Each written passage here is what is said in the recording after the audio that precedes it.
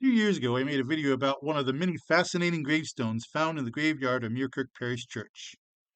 I thought I would not only revisit that particular gravestone, but also the story behind it.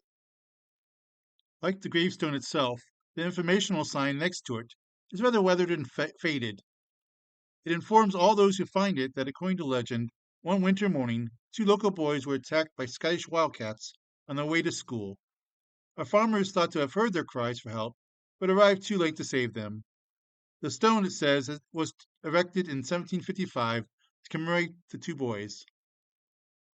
I readily admit this video will probably leave you with more questions than answers, such as, is the story true or just a legend? Who were these boys? Their names are never recorded. Was it a single wildcat, as some versions of the legend seem to indicate, or was it more than one, since the sign uses the plural wildcats? Should I find answers to these questions, I will gladly let you know. For now, here's some general information about Scottish wildcats, sometimes referred to unofficially as Highland tigers.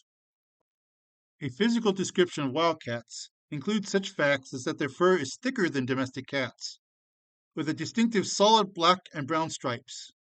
The appearance of spots, broken stripes, or white fur are all indications of cross-mating with domestic cats. The wildcats are notable for their thick, banded tail, perfectly ringed, while imperfect rings are again a sign of crossbreeding with domestic cats. Clan Chattan is a confederation of several Highland clans. Their crest badge features a Scottish wildcat, with its very distinctive tail. The motto reads, "Touch not the cat, but a glove," meaning that just like you should not touch such a wildcat without wearing a glove, you should not mess with the clans.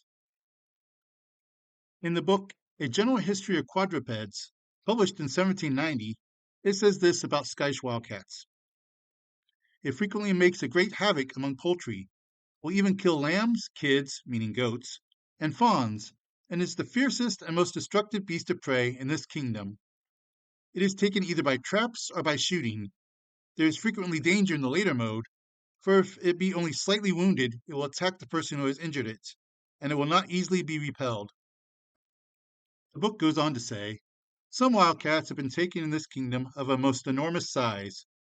We recollect one having been killed in the county of Cumberland, an area of England not far from the Scottish border, which measured from nose to the end of its tail upwards of 5 feet. Wildcats are now very rare in Scotland. In fact, they're classified as critically endangered, and so most people are extremely unlikely to come across any. Also, of those that remain, few, if any, are purebred. The repeated breeding with domestic cats has made them smaller.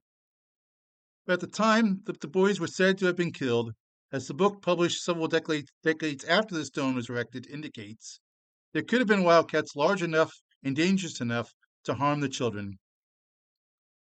Should you ever find yourself in this lovely village in East Ayrshire, make a visit to this graveyard and have a look at this very interesting site. Thanks for watching, and until next time, goodbye.